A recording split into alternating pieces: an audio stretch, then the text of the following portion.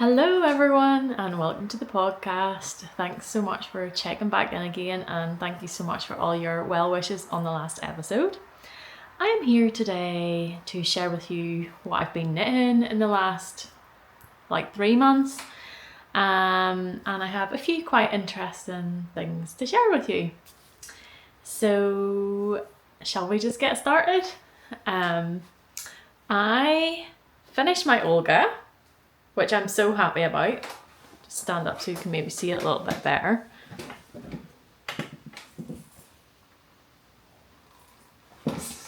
Forgot to say I'm in the dye studio, different backdrop. Hope you like it. I can't film in here if it's too bright, but it's perfect today. So anyway, yeah, back to my Olga. I dyed this yarn. This is Woolly Mammoth Fibre Company yarn. This is my Natural Decay. And the pattern is the Olga by PetiteKnit. And when I finished this, I was beyond so happy with how this turned out. This yarn is a good substitute for Peer Gynt, I think. I've never used Peer Gynt, but it works perfect with this pattern. And it's 200 meters per 100 grams. I don't have any in stock, maybe one skein, and it won't be restocked until 2026. The red colourway, I think, was maybe... I just kind of dyed these for myself, so I don't think they have names. I really enjoyed this knit. So you cast on at the back, top, and then you create like a trapeze, and then you do the shoulders, and then you join in the round, and then you pick up for the sleeves. And I was going to do a little neck detail that I seen on Instagram by Sophia Knits, I think her name is. But I ended up not exactly having the headspace to do that. So I just did as the pattern recommended. And yeah, I think it turned out so well. The fit is perfect. But it's going to be even more perfect once I finish breastfeeding, because then at the minute, it's a wee bit in the crop side because my bust circumference is bigger than it normally was. But I wanted to make it so that it would fit me when I finished. So there's actually about 6 to 7, sometimes nearly 8 centimetre difference in the circumference of my bust when I'm breastfeeding. So isn't that wild? So yeah, I was kind of making this with a long view, so it was going to fit so well. I did the tubular bind off, which I love. But since finishing this, we've had a few catastrophes, because unbeknownst to me, this poor jumper has been put through the middle a little bit. So I came down from bed one morning and I noticed there was some yogurt stuck, like natural yogurt stuck on the front of my jumper. I think my daughter had been eating yogurt like before bed or something. Came down, I was like, what is that? So I went to wipe it off and noticed it actually changed the colour of the dye. And it must have been because it's naturally dyed, so the yogurt would be acidic, is that right? So it must have like eaten away a bit of the colour, which is so annoying. And then, wait till you see this, this is wild. No one said anything to me. I just seen this one day and I was like, oh my goodness, like what on earth? So I was putting it on one day and I noticed this massive pink stain at the Abstractor. Look at that. What on earth? I think what happened is, I think that's a felt tip has been left against it. So thankfully it didn't come through to the outside. So that's all okay. But dear. So the pair jumper's been really put through it. But I love it, and I really hope it does me for years to come. It was a very nice little addictive knit. I went through a phase there where I knitted loads of stripey stuff, and this was kind of the last one that I did of stripey jumpers. I did a lot of stripey jumpers, and I just realised I forgot to bring one down to show you. I'll have to run and get it before I finish. And yeah, absolutely love it. Turned out great. I also knitted a cloud sweater, but I made a lot of modifications. Well, not a lot, like a reasonable amount of modifications, because it was for my husband. So he didn't want a boxy fit. He wanted it more fitted both at the arms and on the body. And then I had to make some size modifications. It doesn't strictly say it's like a male or female pattern, it's just a knitting pattern. So, but I just made modifications so that he would like it more. So I haven't like snipped and woven in all the ends yet, but he has been wearing it. I'll put in a photo here somewhere so you can see what it's like. So this is the cloud sweater by PetiteKnit. Heavily modified so that it's not boxy. So I'll start with the yarn. This is Studio Donegal, Soft Donegal in the colourway, now I cannot remember, but you'll be able to figure it out if you're wanting to shop for this. Same construction as the Olga. Actually, I kind of used the Olga and the cloud for my own sweater that I'll show you later. I kind of interspersed the two patterns because they are quite similar. But yeah, I'll talk more about it later. Sorry, tangent. Yeah, so modifications I did on this. So he wanted it quite tight fitting, but my gauge was off, so I had to recalculate the gauge. I think I explained how to do this in my last video, so I'll leave a link to that below. So basically, I think I ended up knitting the smaller size because my gauge was bigger than the pattern gauge. Whereas this year I knitted exactly 2 pattern gauge with this.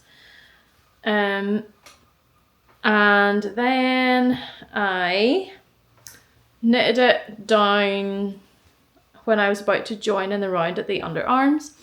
And I felt it was a bit tight around the chest, even though it fitted around the shoulders. So I cast on, I think, 5 stitches in below each underarm. So that's given me a good maybe 6 centimeters, 7 centimeters, something like that. Extra fabric. Then what I did was I decreased every, I think it was every 10 rows. I did, at the underarm, I decreased, I did a knit 2 together and then a slip, slip, knit, slip, slip, knit, and then I knitted another 10 rounds and did the same thing again. So I think I did that until it was, I think, or was it 14 rows? I can't really remember now. But basically I did that 1, 2, 3, 4 or 5 times, I think, down both sides of this. So I did decrease quite a lot, more than, well, probably roughly about what I cast on, something like that. And then the next modification I did was on the arms. So these are quite tapered. Again, same thing, I just did way more decreases than the pattern asked for. I think I did this every 10 rows in the body. I did every 10 centimeters. I think that's what it was. Something like that. And it fits him so perfectly. It fits him like a glove. And I think he's really happy with it. The only downside is I think the cast on edge of this jumper is here. And I think I did it a wee bit tight. I think I should have used a stretchier cast on. That's the only thing I would change if I was doing it again. But he can get it over his head fine, but I think it would be nicer if it was a wee bit stretchier. But he's very happy with it and I think it looks so good on him. I just want to give him a big hug when he's wearing it. So that turned out really, really nice. I'm just going to run and get my other stripey jumper that I finished. Be right back. I think I've already, just realised I haven't woven in the ends in this either. I've already quite a lot, I think, talked about this jumper on my Patreon. So sorry if you're seeing this again. This was one of the first things I knitted or cast on after I gave birth. I had a surge of creative energy. But not regular energy, I must add. And it turned out so nice. I'm going to put it on. It's very heavy, so it's not quite the season to wear it yet. And it probably won't be for a few months. It's actually chunky. I don't know if I've ever knitted anything like chunky before. So the yarn for this is Alafosslopi for the green and Noro, Rikka for the colour changing. And this was heavily influenced by Connie G, if you watch her channel. She knit something a bit similar to this, and I thought, oh, I really want to cast that on, so I did. And yeah, I'm just really pleased with how it turned out. Again, same thing with my bust circumference, although I think this has a little bit more to do, this flaring out has a little bit more to do with my cast off really, than the fact that it doesn't feel cropped at the moment. It's quite a big oversized jumper and the sleeves are quite wide. So about this, it's been so long since I finished this, I hope I can remember. So this is one that's heavily modified, a heavily modified PetiteKnit pattern. This is actually the cloud sweater, but I used the instructions from the Olga to work out the short rows and the stripes on the back. So see the way the stripes come in while I'm doing the short rows. So I think I would have found that difficult to work that out myself. There's many of you who are much more clever than me that could have figured that out, but I couldn't. So I'm glad I had the instructions. This flew past super quick. It was so nice to knit. Really, really enjoyed it. And I love the big bright colours. I spent a long time picking this green. I think that this is like the apple green colourway, although I can't remember the number. Although I could find out because breaking news, I'm going to be stocking other yarns in my shop, but I'll explain more about why I'm doing that later. And yeah, super pleased with how this turned out, but I'm getting really warm now, so I'm going to take it off. Okay, so that was that. And apparently I still have some ends to weave in, so gotta do that soon. Okay, now we're on to works in progress. I have 3 works in progress. And the first one is in my By the Lakeside bag. And it is the Moinear by Ailbiona. And I am knitting this in Lettlopi, which is an Icelandic yarn, but I'm sure you all know that. And I'm sure many of you have used it because it is a brilliant yarn.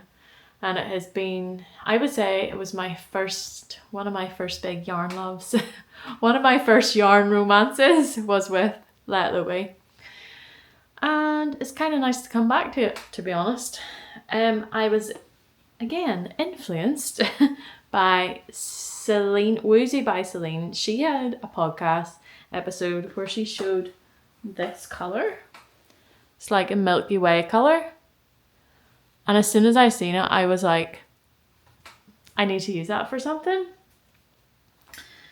So, use it for something I did. And I've been looking at this pattern by Ailbiona for so long, and I just thought, yeah, this is going to be the right thing to knit with it. So I'll just pop it on and show you where we're at with it.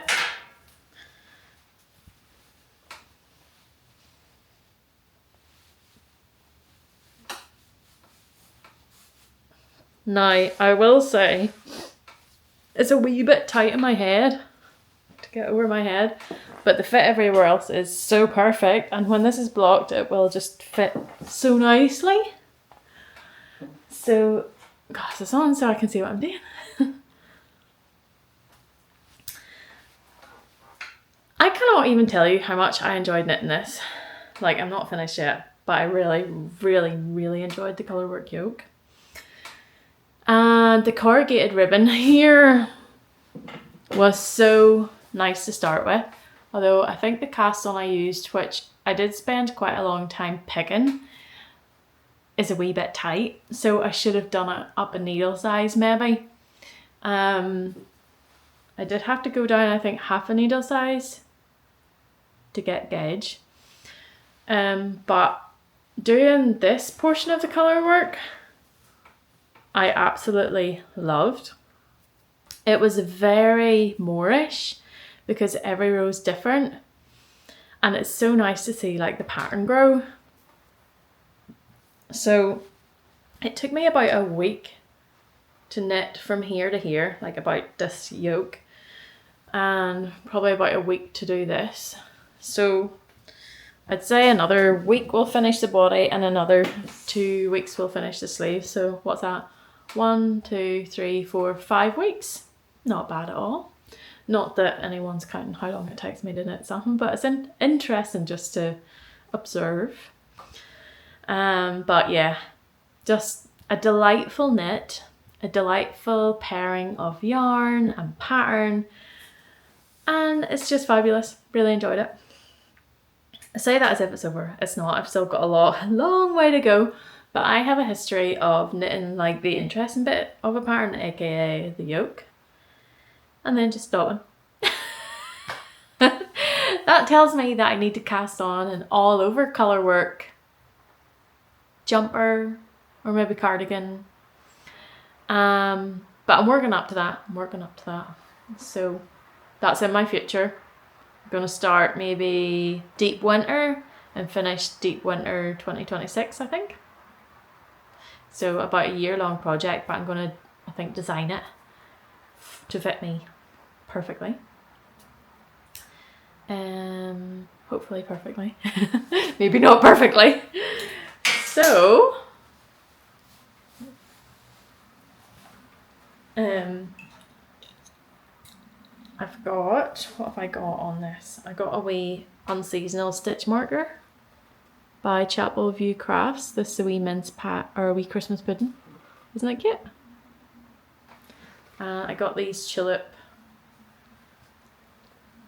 stoppers, which I will be selling in the shop. There's large ones and smaller ones, and the larger ones do from 4.5 to I think 6.5, and the smaller ones do from like I think 2.5 to 4.5, something like that.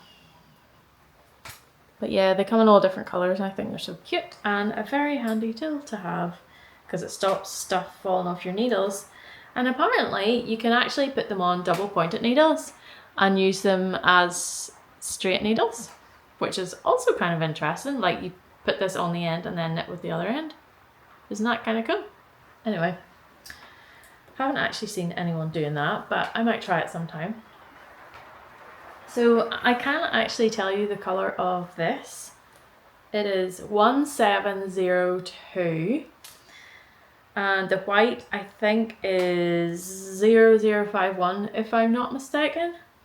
I could be mistaken though, don't take that.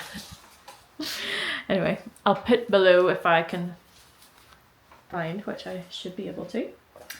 My next work in progress is the Abstracta by Ailbiona. This is quite an old pattern by Ailbiona, but the Abstractor that I'm knitting here is quite newish. And as soon as I seen it, I was like, ooh, yeah, let's cast this on. But to be honest with you, I struggled a bit over the colour choice. It took me a while to decide what colours that I wanted to use together. So I spent a good while looking at the colours and then doubting myself, and then anyway, I'll just show them to you.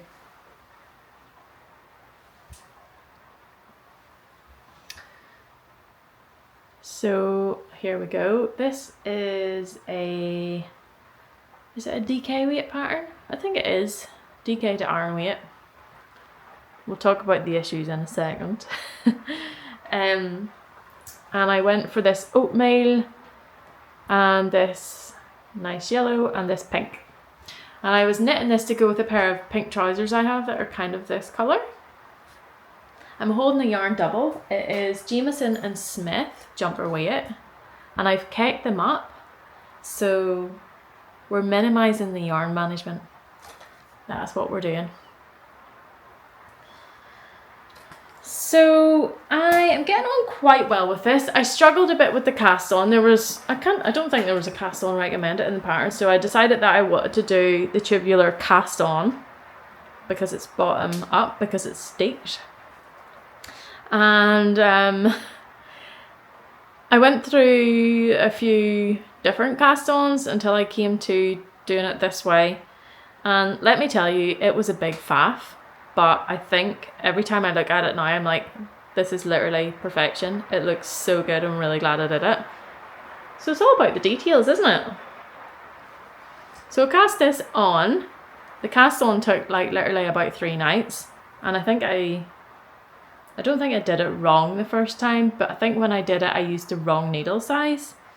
And it was way too big. I think it was too big. And then I went down a needle size and I was like, this is too small. This is definitely not fitting me. So after I'd done the first like 3 rows, I went up a quarter of a needle size, I think. And yeah, it was perfect then. So I started into the ribbon. And it's interesting to do that because you can't, like, you don't notice in the ribbon that I did that. But it just definitely has given me a much nicer fit. Like, it's not cinched in at the ribbon, but it's not loose either. So maybe that could be potentially a good technique to use. So I knitted all the way to where I need to set up the steeks, and I don't know if anyone else is like this, but if you're not sure what to do, there's like a blockage and then you just like stop.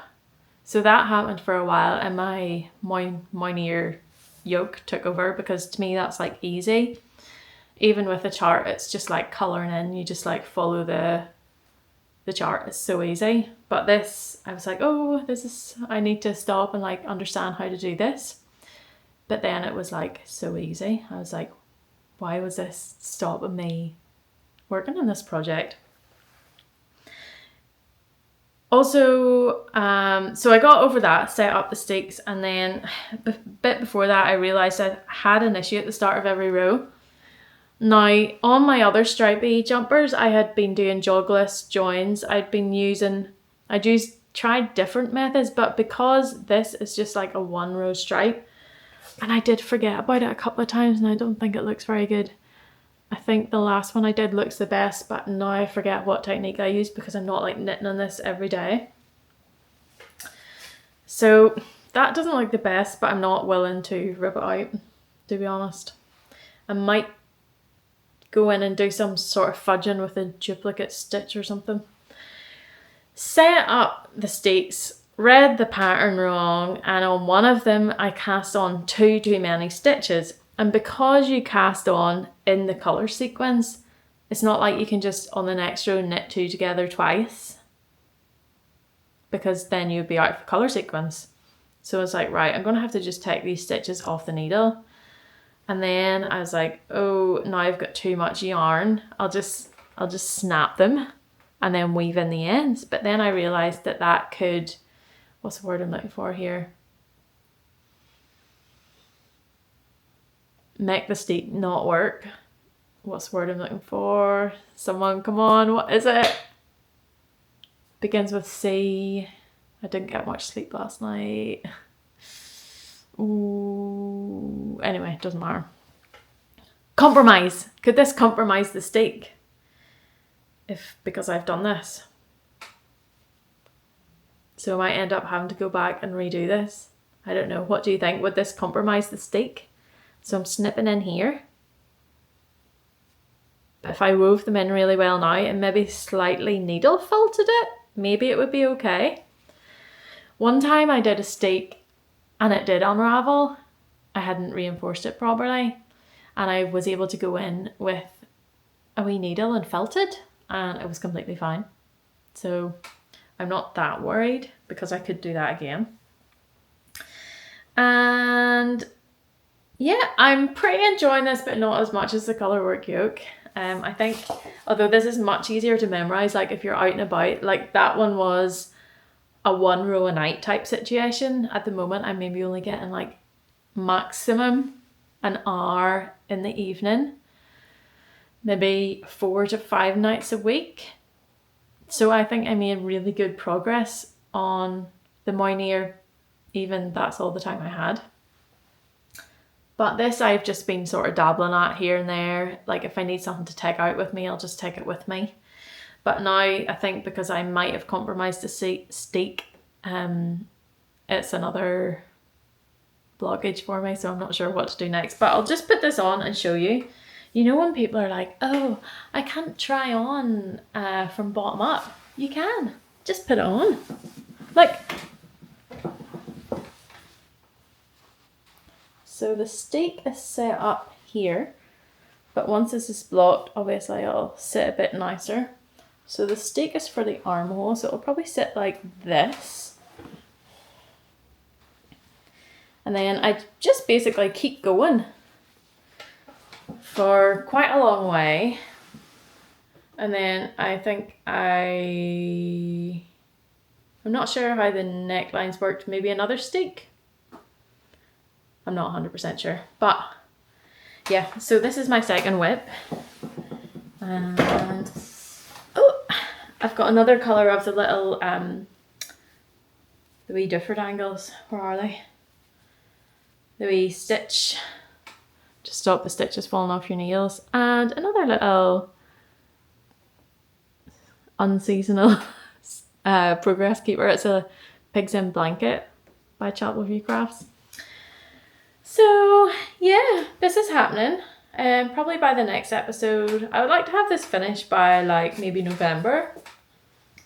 That'd be kind of nice because I do have a few projects that I'd like to cast on, but I'm going to show you my next whip first, which is, it's quite large.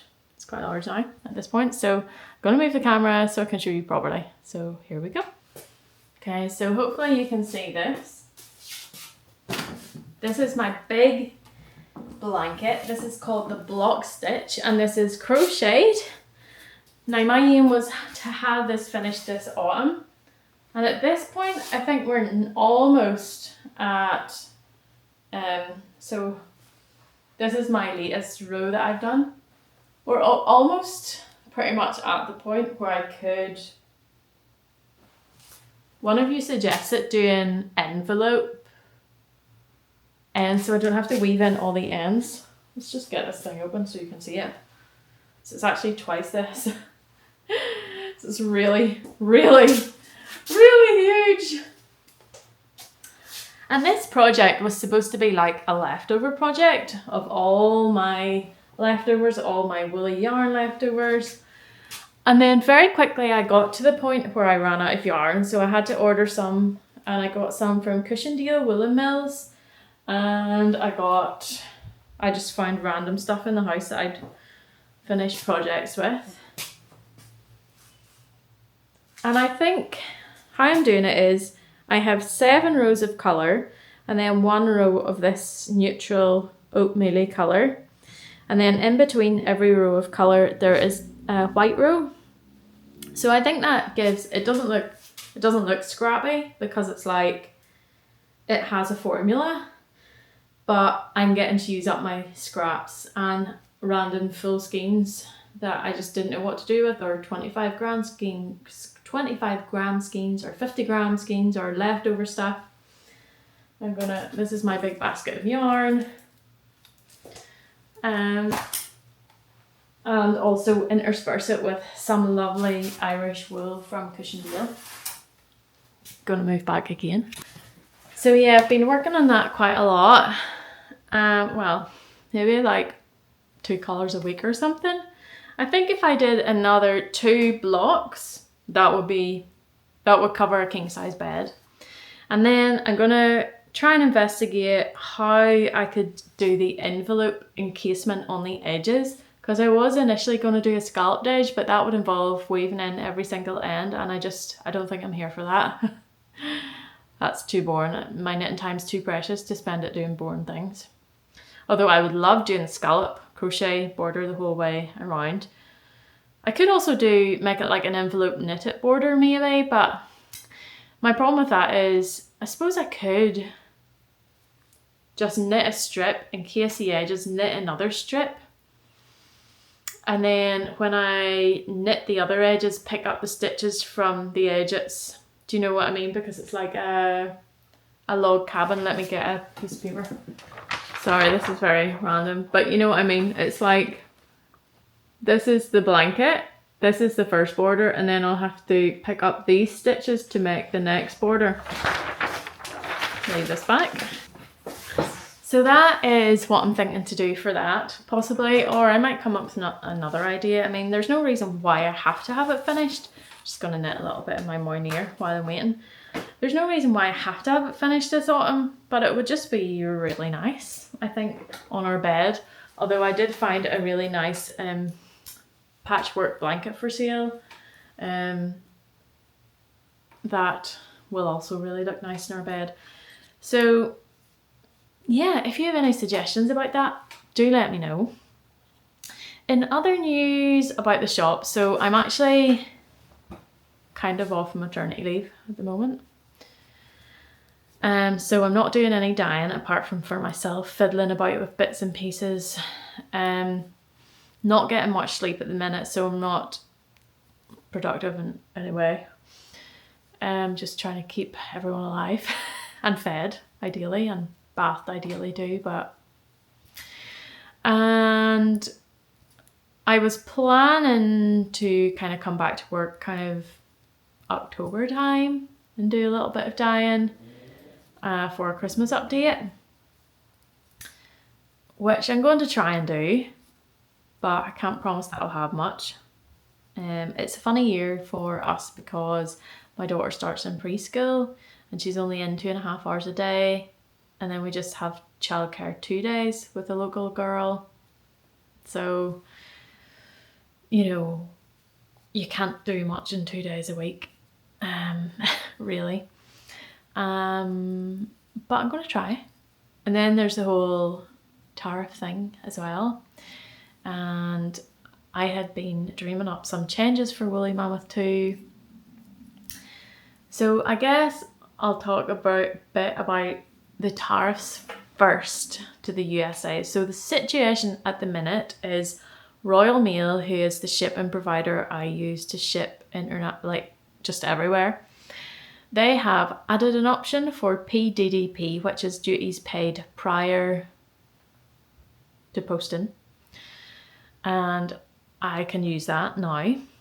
However, that means that they will invoice me for whatever the tariff is plus their handling fee in their invoice to me. So that means I need to collect that from the customer because I can't really absorb the cost of that at the moment. So that means that I needed to find a way of collecting that. So the only way I have found to collect that is, and if this information is useful to anyone, please take it and use it.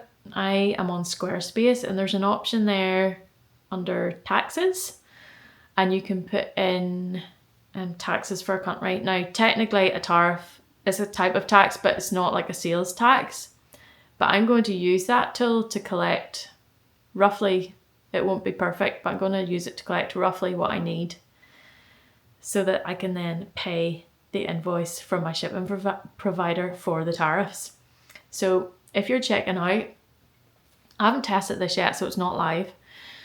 So what will happen is you can add your yarn to the cart, and then when you get to the checkout, it'll say sales tax 10% or whatever it is. I might need to slightly adjust that depending on, because I'll get to this later, I'm gonna have some other things in the shop that aren't manufactured in the UK.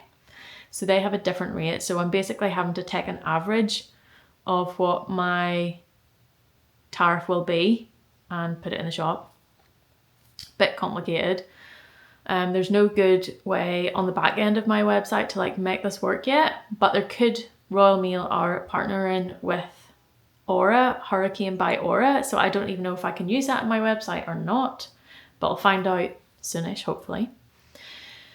So in the meantime, I think what I'm going to do is I've set up to every state in the US, I think 10%, but I might need to slightly increase that. It doesn't work out very, very much in the grand scheme of things, but yeah. So that's what I'm going with at the minute. So the next step for me is to test an order to someone. So I'm going to do that, make sure that the whole thing works, and then I can put it live again. I did also have to increase the shipping costs. So sorry about that, because the £20 international shipment wasn't covering it for the average spend. So it's a bit annoying, and I had to put it up for Europe as well. So I'd say if you're ordering to make it worth it, you probably need to be ordering about over like 3 skeins. That makes the most sense, I think. So that's the situation with the shipping to the USA and tariffs. Yeah, so I'd be kind of interested to know what you all think of that. Obviously, it's a bit annoying because like I'm keeping having to put up the shipping costs, and then I'm putting a charge for the tariff. It's like I really don't want to do that, but inflation like of all my stuff has gone up, and I haven't really put the price of my yarn up either. And obviously natural dyeing is a really slow process, and it's just not feasible to really, yeah, I don't think I can make it work really any other way. Sorry. If you've any bright ideas, you can let me know. So that's that. And then the future of Woolly Mammoth is changing a little bit. Obviously, I've got 2 children now. This is a bit of a weird year. I don't have that much time to work really, and I'm also off of maternity leave, so it's a funny year. But I have decided to bring some other yarn brands that I rate into my shop, just to give myself a little bit of flexibility. If you're a newsletter subscriber, you already all know this. And I'm not going to be bringing in loads, maybe like 3 brands or maybe 4 if it goes well. But if it doesn't go well, this will just be a one-off, maybe just for this year. I don't know. So my first update is going to be on the 9th of September with Jamieson Smith 2-ply jumper weight and 5-ply sport. So I'll have 2 yarns coming from Jamieson Smith, which hopefully you like. And yeah, I should, I guess, talk about them a bit, but I feel like that's a whole other episode. Maybe I could cover, like, I have probably about 75% of the colours of Jamieson Smith, and probably about the same of my second yarn brand, which is Lettlopi, and that will be launching in October. And then my own naturally dyed yarns, I'm hoping to have some ready for November, which is the festive extravaganza. And whether or not things work out with the US shipping, I'm going to be shipping to everywhere else. So I also have some winter boxes, which are kind of like little advents. I went through my inventory and I found I had Hearth Decay 30-gram mini skeins and enough to do a small amount of like advents, like a 12-day situation. So I'm going to try and do that. And I don't know when I'm going to launch those, because I'd love to make them available to everyone. So I'll do my test order, see how it works, and then put those up for sale if it does work. And that means y'all in the US can purchase if you want to. So I'm really excited about doing those. It feels a little bit difficult to imagine like going back to work now and having the headspace to be able to do that, but I'm also looking forward to it and coming up with colours and like using the creative part of my brain again, and I'm excited about that as well. So that is the situation that I am in at the moment with Woolly Mammoth, the future of Woolly Mammoth, the shipping, the tariffs, And in amongst that all, I'm looking after children, I'm wanting to knit, I'm cooking nice food, doing a wee bit of gardening here and there, and that is all over on my Patreon. I do vlogs over there 2 or 3 times a month usually, and it's just a nice cozy little community. So if that's something you think you'd enjoy, I'll leave a link below. Yeah, please do come and join us. And yeah, thank you so much for watching today. That was quite, I think, a long episode, so I'm sorry about that. But I've got to go put some yarn in my indigo vat now. I'm dyeing up some Hartige for myself to knit a pressed flowers neckerchief. And I'm going to, I have some dye plants that are growing in the garden, so I'm going to use those to make so the main colour will be like a dark blue on the Hartige, and then the contrast colour is going to be like probably white, but with, I'm going to use dyers, chamomile and rudbeckia, and maybe even some dahlias. And I'm going to bundle dye it, and I'm going to use that as the contrast colour, so I think that'll be really cool. I might also, I'm kind of semi-considering casting on another stocking pit berry. I find them to be such well-used and wearable hats. That is a pattern by Ailbiona as well. And yeah, I think that's all I have plans for, bar my Fair Isle jumper. I don't think I have many other plans for knitting. So yeah, I think I'm 100% in my colourwork era. I'm a colourwork girly, as they say these days.